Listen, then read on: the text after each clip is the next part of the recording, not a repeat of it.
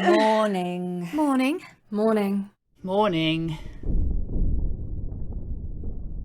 We have just wakened from our first decent sleep for weeks.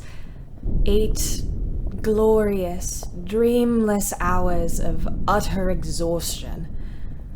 The guns are still booming in the distance as energetically as when we fell on our camp beds without the formality of removing our clothes. We have not had our garments off for 9 days, but there's been an unexpected lull this afternoon. No evacuations, only one funeral, and very few punishments, though we feel the usual midnight whistle will break our run of luck any time now. That gives us 10 minutes to dress and standby ambulances ready for convoy duty. In the meantime, we snuggle neck-high in our flea bags and munch slabs of chocolate and stale biscuits. We have slept like logs through the evening meal, all except Tosh, who never misses a food call on principle. It is her turn to make the bovril. We gloatingly watch her light the little spirit lamp. We are hungry, but we are used to hunger.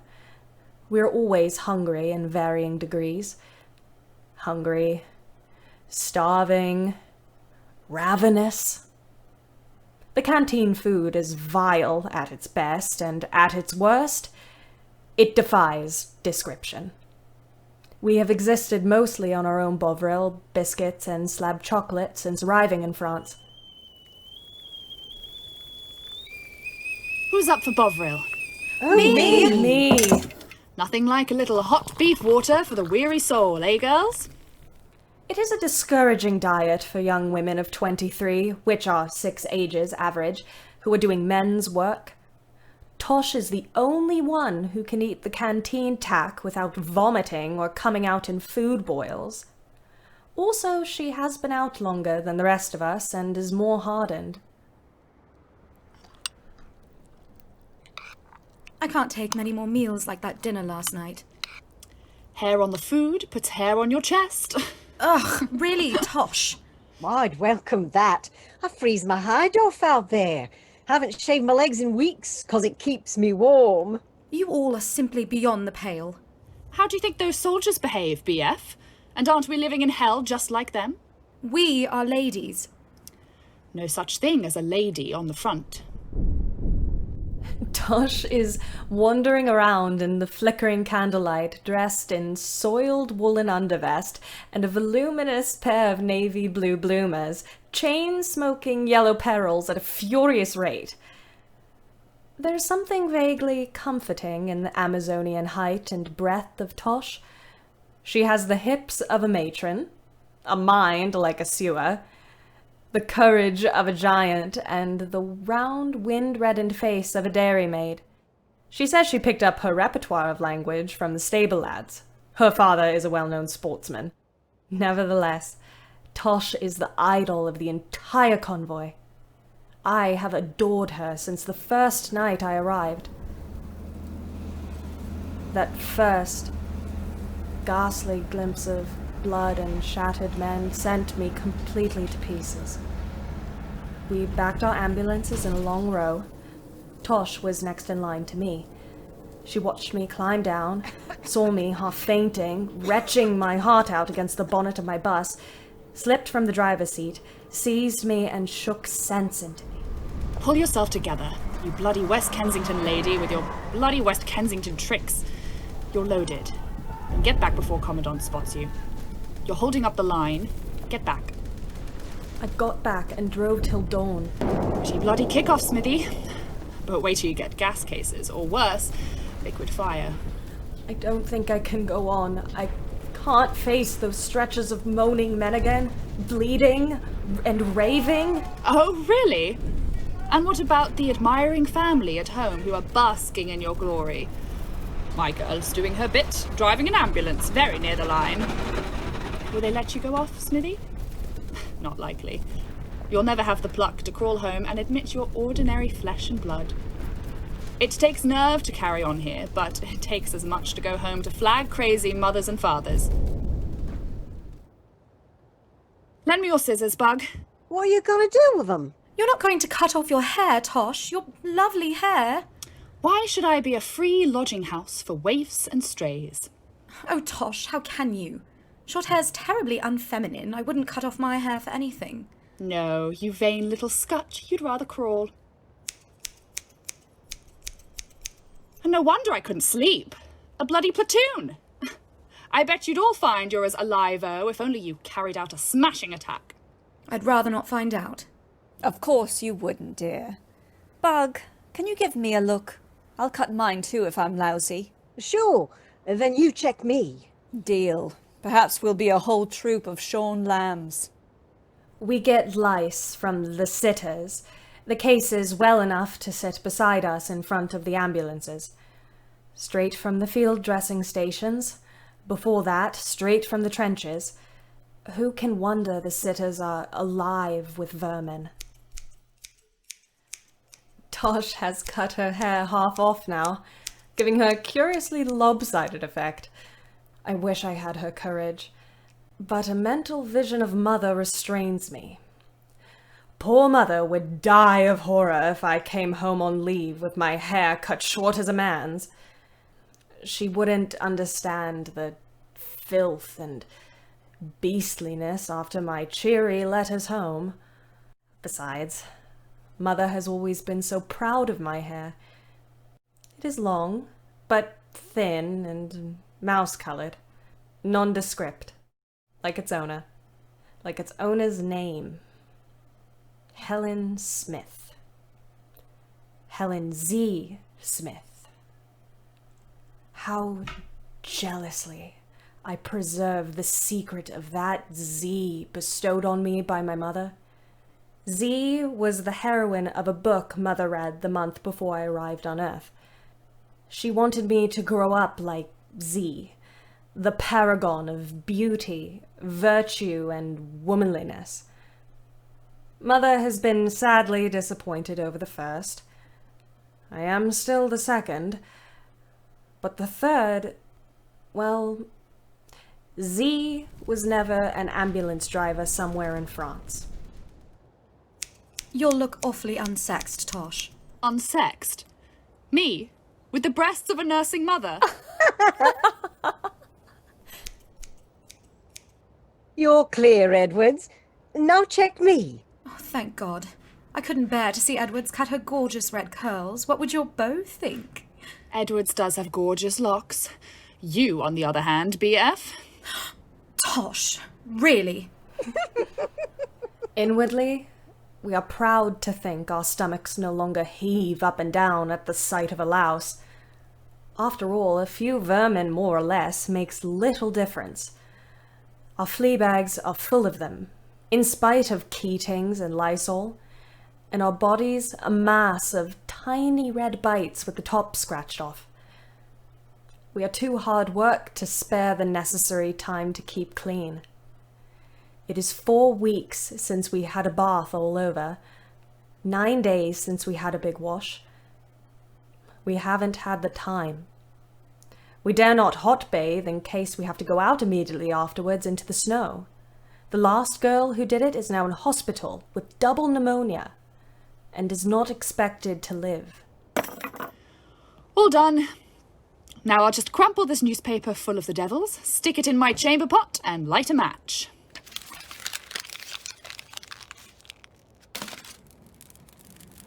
Look at that. Wholesale slaughter. Well, it's the fashion in our circles, n'est-ce pas? Anyone got a fag? Don't let Commandant see. Oh, you mean Mrs. Bitch? I'm not afraid of her.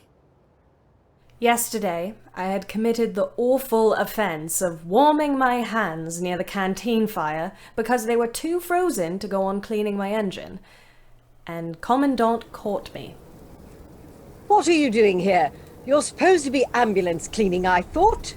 My fingers are frozen and I came here to warm them. Oh, then perhaps you haven't enough work to do to keep your fingers warm. Perhaps a little extra work will help. Commandant is dreadfully efficient. Like most dreadfully efficient women, she is universally loathed. Even the BF has gone as far as calling her Mrs. You-Know-Itch. Time for seconds.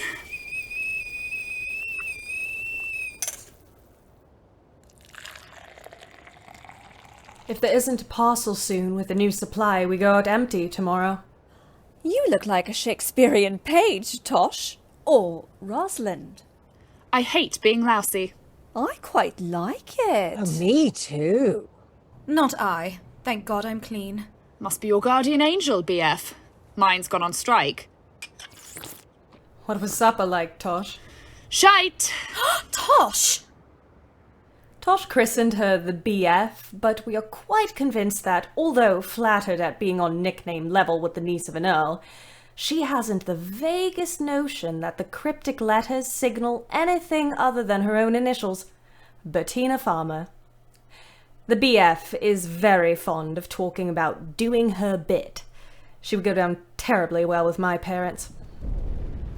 Now, BF, you ought not overdo doing your bit with the amusing officers, or you may not be so amused in the end.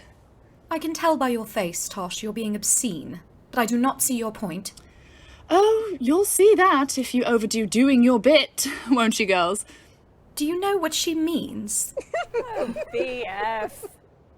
The Bovril is good. We want more, but there is none. Tosh empties the chamber of charred paper out of the window, letting in a blast of icy air. The wind is rising, moaning round the convoy like 1,000 angry witches. We shiver. Is it going to snow again? Tosh tries on her cap. It is several sizes too large now, owing to her depleted hair. We all lazily pro-offer advice. The BF produces a safety pin. Tosh pins her cap and tries it on. The safety pin is not strong enough. It flies apart and jabs her in the back of the neck. Ah, St. Peter's holy trousers! Tosh! You're blasphemy. What? You don't call that blasphemous? If you really want to hear some blasphemy. You can say what you want, Tosh, but it is blasphemous to talk of St. Peter having trousers. Holy ones. I did make them holy, BF. Any kind. It's blasphemous to say he's got any kind at all. BF, don't tell me there are no trousers in heaven. Don't tell me the men go trotting about showing all they've... Tosh!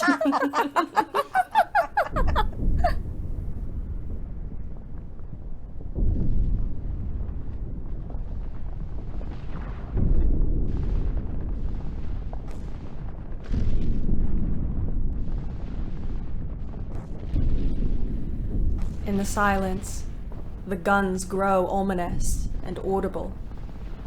More ominous than when last we listened to their eternal rumble. They're always louder at night when the day noises have ceased.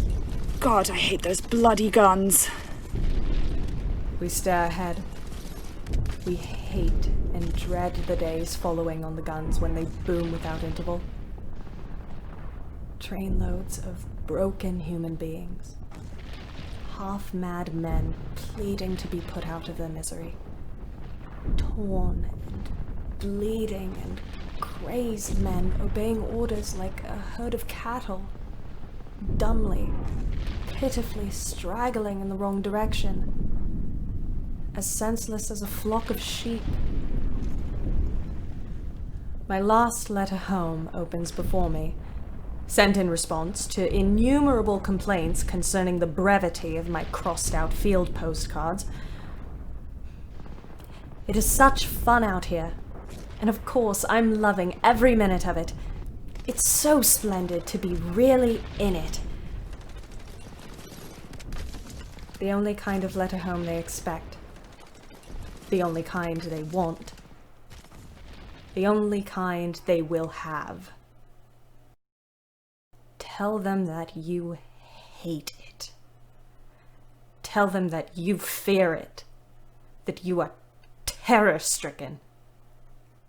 Tell them that all the ideals and beliefs you ever had have crashed about your gun-deafened ears. That you don't believe in God, or them, or the infallibility of England, or anything but bloody war, and wounds, and foul smells, and smutty stories, and smoke, and bombs, and lice, and filth, and noise! That you live in a world of cold, sick fear. A dirty world of darkness and despair. That you want to crawl ignominiously home, away from these painful, writhing things that once were men. These shattered, tortured faces that dumbly demand what it's all about in Christ's name. That you want to find somewhere where life is quiet and beautiful and lovely, just as it was before the world turned khaki and blood-colored. That you want to creep into a refuge where there is love instead of hate. Tell them these things, and they will reply on pale, mauve, deckled-edged paper, calling you a silly, hysterical little girl. You always were inclined to exaggerate, darling. You stick it, darling. Go on doing your bit, because England is proud of her brave daughter, so very proud. It's so splendid to be really in it. I always knew you were marked for brave adventure. I've got 2 girls out in France now, and the son in training. He'll be ordered out any minute, he says. One of my girls pretty well in the firing line. Not allowed to say, of course. Censor and all that. Address someone in France. Proud to do a bit for the old flag. Proud to do a bit. God bless her. Proud to do her bit for the old flag. Oh, Christ, I'm only 21 and nobody cares because I've been pitchforked into hell. Out of it, mes petits harlots.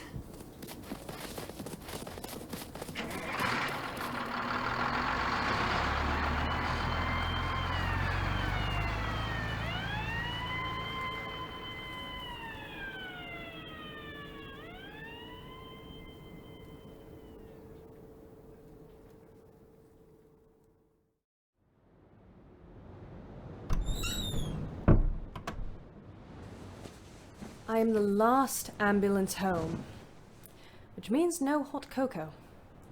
My luck has been dead out this convoy. The others struck it fairly easily, but I started off badly. I got number 13 hospitaled at the station gate.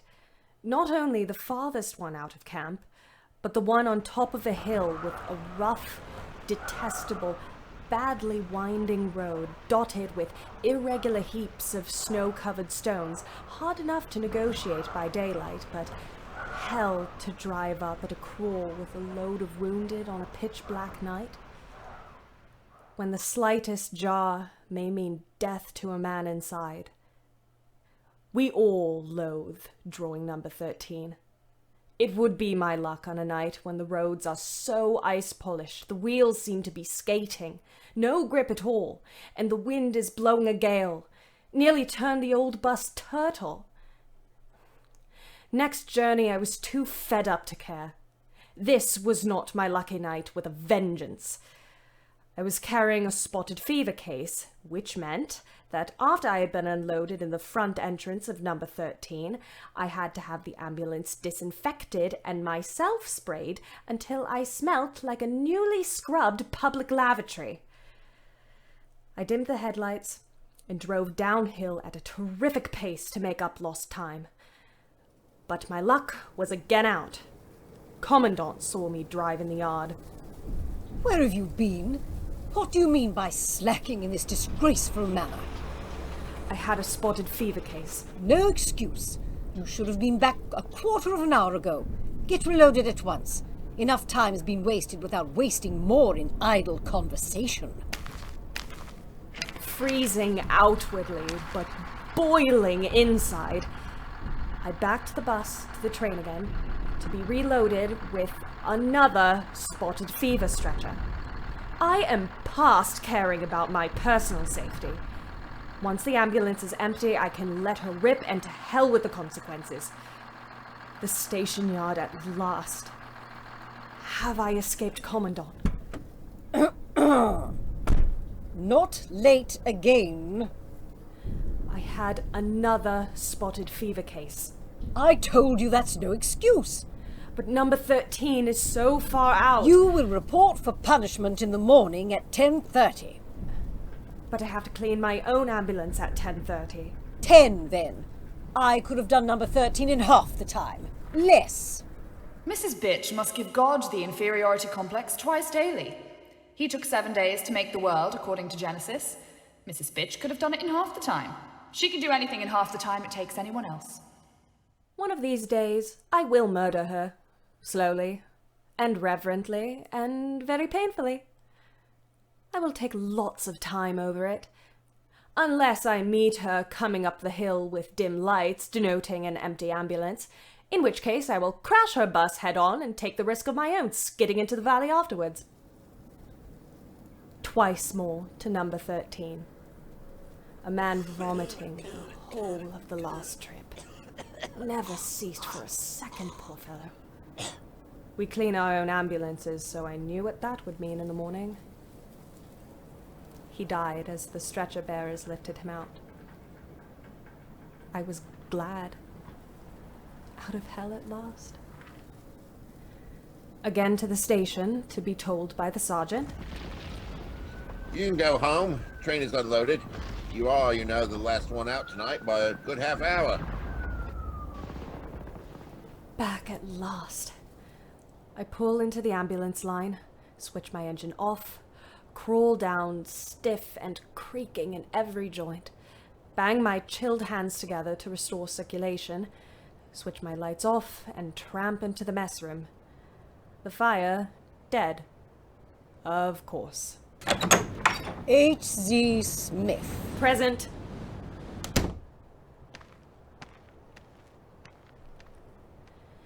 Silly bitch.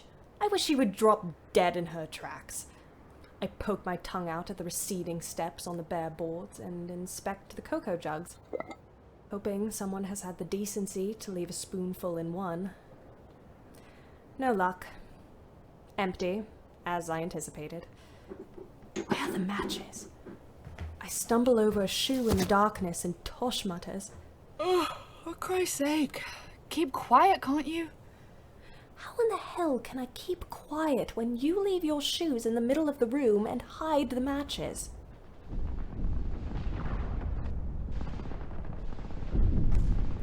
No sleep for the men in the trenches tonight. Poor wretches. Are they as cold and unhappy and homesick as I am? I can hardly believe it is possible. The distant glow on the skyline shows clearly through the window, yellow and warm, like London from the outskirts. The front. Now and again there is a distant explosion, the flash quite visible, the explosion quite audible and distinguishable above the guns. A mine or a bomb attack. More killed, more wounded. More convoys.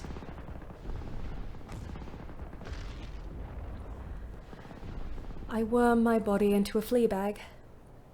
It is surprisingly warm. My feet touch something. Something hot. A hot water bottle. They have made a hot water bottle for me. My friends. They have not forgotten me. This touch of kindliness finishes me completely. The tears roll down my cheeks. The laugh does not irritate me. I am too gloriously drowsy. The grateful warmth steals over my aching limbs.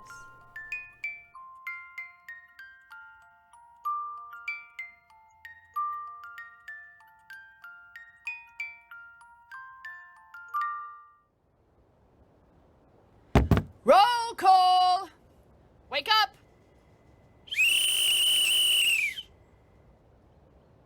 I shall not be able to leave behind the hatred that will possess me to my dying day of Commandant's police whistle. It rouses everything vile within me. Not long ago, I was a gentle, pliable creature of no particular virtues or vices. My temper was even, my nature amiable, and my emotions practically non-existent. Now I am a sullen, smouldering thing, liable to burst into a flaming fire of rage without the slightest warning. We are dressed. Fully.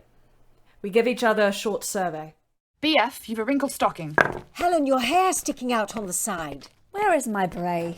Toss your tie. Here, Helen, your collar. Hurry! Commandant insists that we are carefully and neatly dressed for 7:30 roll call. White shirts, ties, smoothly dressed hair, brushed, uncrumpled uniforms, even though we may have been driving till 5 a.m. We arrive just in time. Commandant has been up since dawn, by all accounts. She would have made a good wife for Napoleon. He didn't need any sleep either. Roll call is over. We crowd round the fire. It is my day to do cook's room. There are many fatigues I detest, but cleaning cook's room gets my back up more than anything. Why should I clean it? Why cannot she clean her own as we all do? She has about a quarter the work we have. She is a fat, common, lazy, impertinent slut who leaves little dusty rings of hair littered about for us to collect. Her room reeks of stale sweat, for she sleeps with the window hermetically sealed. It astounds me why the powers that be in the London headquarters stipulate that refined women of decent education are essential for this ambulance work. Why should they want this class to do the work of strong navvies on the cars in addition to the work of scullery maids? Possibly because this is the only class that suffers in silence, that scorns to carry tales. We are such cowards. We do not face being called cowards and slackers, which we certainly shall be if we complain. What did you think you came out to France for? A holiday? Don't you realize there's a war going on? So we say nothing. Poor fools. We deserve all we get. Tosh stirs the fire with her toe and watches the kitchen door gloomily. You got 13 last night, didn't you? And spotted fever, twice. Not to mention being bullied by Mrs. Bitch for running behind schedule. Poor old Smith. What a rotten shame. It is amazing what a little sympathy can effect. I feel almost human by the time breakfast arrives. We gather round the canteen table, chattering, our tongues loosened by the hot tea. Breakfast is worse than ever. The bread is hard, what there is of it, and the margarine smells of... I hesitate for a comparison. Still, the tea is wet and hot and, for a wonder, plentiful. It will run to a cup at a quarter each. We cheer up. After all, we are young and easily cheered up. The latest war story goes the rounds of the table. Something General Joffrey is supposed to have said when first he saw the Scottish kilt. Of course he didn't say it, but it is fun to pretend he did. He said, "Pour la guerre, ce n'est pas bon, mais pour l'amour, c'est magnifique." And there may be mail today. We tell one another there is sure to be. We have all written home for supplies. Tosh for Bovril and Huntley and Palmer's best assorted and potted meat. Me for Bovril and ginger biscuits. We have a heated argument as to the rival merits of best assorted and ginger. Ginger wins easily. Ginger warms you up, sustains you. Some good news, then. Girls, I'm engaged. Oh, 3 cheers for Edwards! Hip hip! Hooray! Hip hip! Hooray! Hip hip! Hooray! Now tell us, did you really have a choice, or are you in the family way? My God, no. How dare you? Then more by luck than management. Stop it. You must give us the details. Yes. Yes. Is it the Aussie? The one who sends you chocolate biscuits every mail? Yes, it's him. I approve, then. So do I. Oh, just think. You know you'll accept, so you're engaged. But the Aussie won't know until your answer arrives by mail. You know he lost his right leg in the war. But I'm glad, because he's done now. The trenches won't get him again. No man of mine will ever go to any war again. I know too much. Let the people who make the wars fight them. I would rather see a child of mine dead than see him a soldier. I don't think that's very patriotic, dear. You wouldn't. You're the type that loses her son in the war and erects a tablet in the village church. A mother's proud memory. Proud. Because her son has been murdered after murdering some other woman's son. It isn't murder to kill your enemies in wartime, darling. Enemies? Our enemies aren't the Germans. Our enemies are the politicians we pay to keep us out of war and who are too damned inefficient to do their jobs properly. After 2,000 years of civilization, this folly happens. It is time women took a hand. The men are failures. This war shows that. Women will be the ones to stop war, you'll see. If they can't do anything else, they can refuse to bring children into the world to be maimed and murdered. Once women buckled on their men's swords. Once they believed in that death or glory boys jingo, but this time they're in it themselves, and the pretty romance has gone. War is dirty. There's no glory in it. Vomit and blood. Look at us. We came out here puffed out with patriotism. There isn't one of us who wouldn't go back tomorrow. The glory of the war. My God. My darling, we are doing our bit. BF. You're the most dangerous type of fool there is. Someone ought to collect women like you in a big hall and drop a bomb. A whacking big one. You're a true trip off the old block, the pig-headed, sentimental, brainless old block that got us out here. Patriotic speeches, fighting for world freedom. I don't know what we're fighting for. Who does? But it isn't for world freedom. Nothing so pretty. We had to fight. We are in the right. Aren't we? The church says so, dear. God is on our side. They even drag poor God into it. Priests upholding war from the pulpit. The blasphemous. All the same, I don't think you're very patriotic, dear. Oh, pass the ruddy Maggie Ann. What's the use? The closed mind. You can't cope with it. At 10 a.m., I report to the Commandant for punishment. I listen to her harangue in silence. Once I used to argue with her, but it only means more punishment.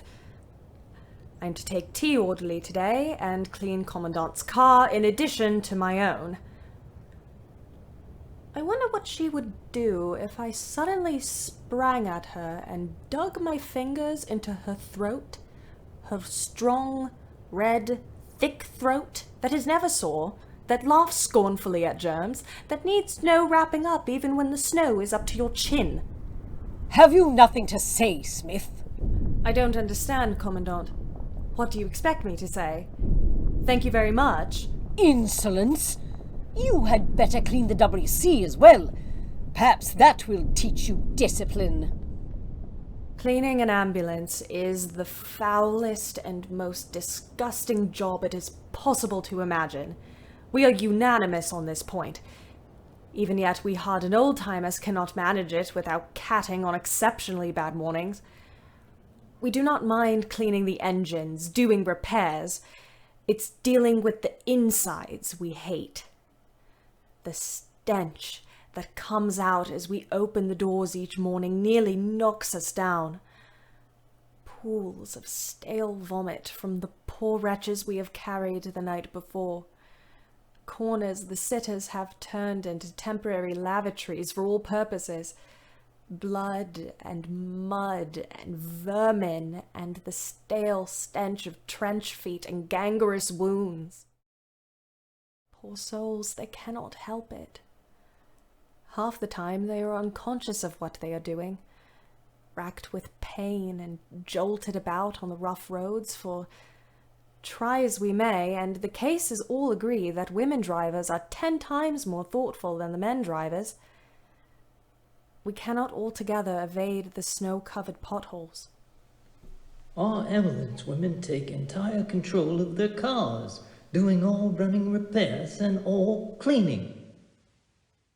This appeared in a signed article by one of our head officials in London, forwarded to me by Mother last week. It was entitled, Our Splendid Women. I wondered then how many people comfortably reading it over the breakfast table realized what that all cleaning entailed. None, I should imagine, much less the writer of the muck. Certainly we ourselves had no idea before we got here. I wonder afresh as I don my overalls and rubber boots. I know what to expect this morning, remembering that poor wretched soul I carried on my last trek to number 13, who will be buried by one of us today. I am nearly sick on the spot at the sight greeting me, but I have no time for squeamishness. I have Commandant's bus in addition to my own to get through. Commandant's 11 to 12 inspection is no idle formality. She goes over every square inch of each ambulance inside and out. The engines are revved up, the tire pressures tested, everything. With all her faults, she knows her job. If only she had a little heart, she would be an ideal woman for this sort of work. 10:40. Done with my ambulance. Can I do it? I make a beeline for Commandant's bus. First in the line, of course. I open the doors. Oh, God, gangrene. My stomach heaves up and down. I run behind the ambulance where the others can't see. 10:45. With clenched teeth, I set to work, swilling, scrubbing, disinfecting. When shall I ever sleep again? In at 3:15 last night, up at 7:30 this morning, 4¼ hours, all I shall get today, all the others are likely to get today. With luck, we may snatch an hour or so before the midnight convoy. 10:55. I am safe if her engine is in good running order. I manage a jug of boiling water for the radiator. She starts fairly easily. She sounds pretty good to me. A hasty polish. 11 o'clock. Done it. Here comes Commandant, punctual to the tick, hoping for victims.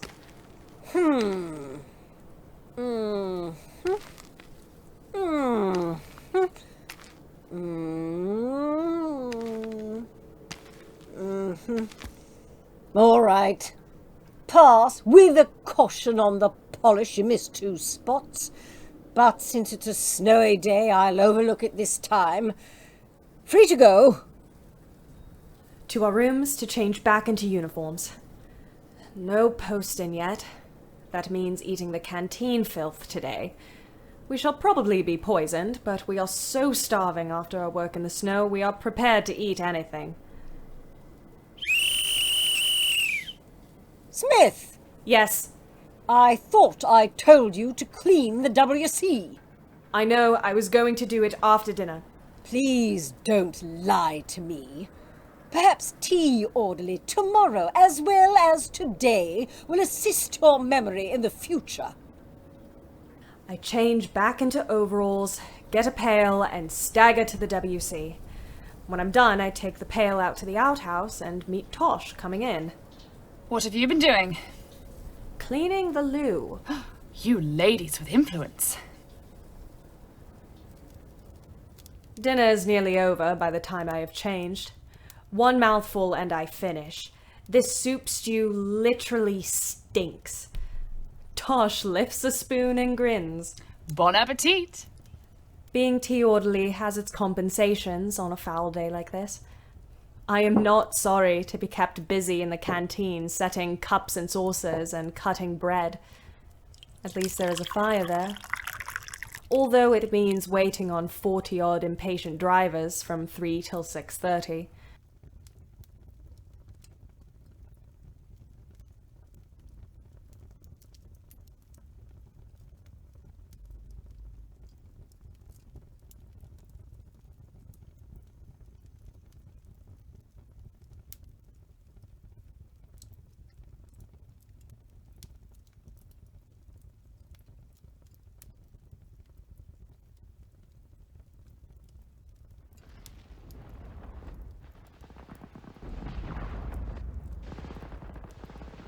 Jack Dunn, son of a gun, over in France today. Keeps fit, doing his bit, up to his eyes in clay. Each night after a fight to pass the time along, he's got a little gramophone that plays this song. Take me back to dear old Blighty, put me on the train to London town. Take me over there, drop me anywhere. Liverpool, Leeds or Birmingham, well I don't care. I should love to see my best girl cuddling up again we soon should be. Woo! Tiddly-idly-idly, hurry me home to Blighty. Blighty is the place for me. I should love to see my best girl cuddling up again we soon should be. Woo! Tiddly-idly-idly, hurry me home to Blighty. Blighty is the place for me.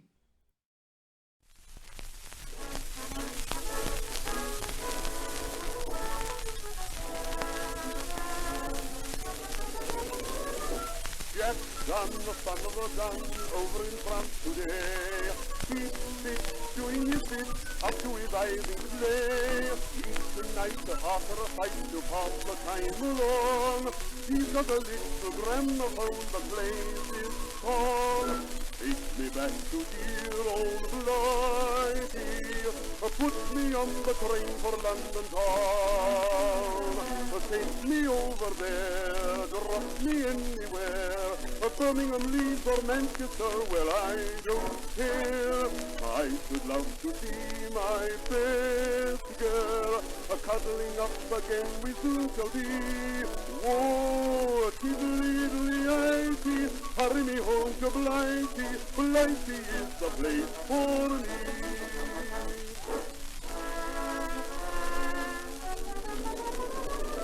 Till prize start to fly up in an aeroplane.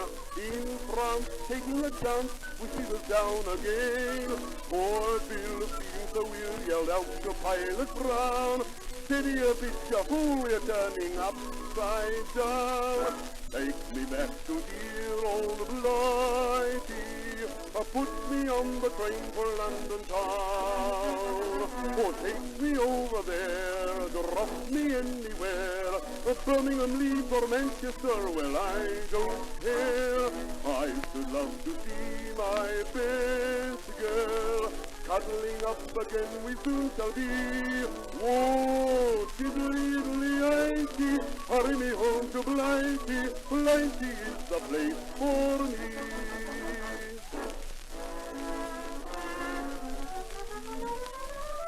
Joffrey, having his tea, says to his pal McPain, look, Tom, apple and plum, it's apple and plum again. Same stuff, isn't it rough? Fed up with it I am. Oh, for a pot of Auntie Liza's raspberry jam.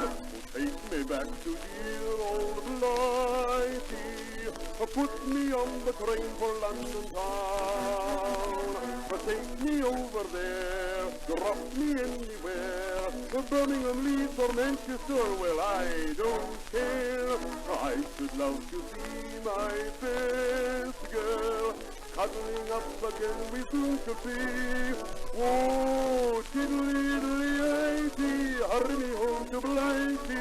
Blighty is the place for me.